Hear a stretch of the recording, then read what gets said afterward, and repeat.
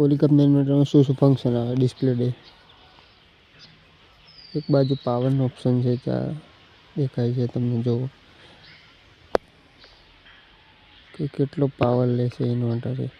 બીજી બાજુ દિવસના યુનિટ છે, ટોટલ યુનિટ છે એ આવશે. એ ટુ ડે એટલે દિવસના યુનિટ.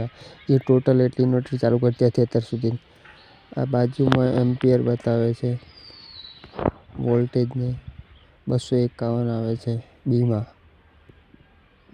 સીમાં 248 આવે છે.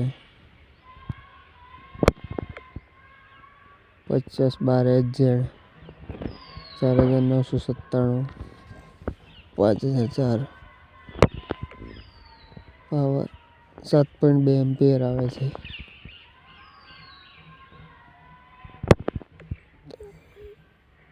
364.9 વોલ્ટેજ, 7.4 એમ્પિયર, 7.44 વોટ. એ ટુ ડે દિવસના યુનિટ છે આ. 8300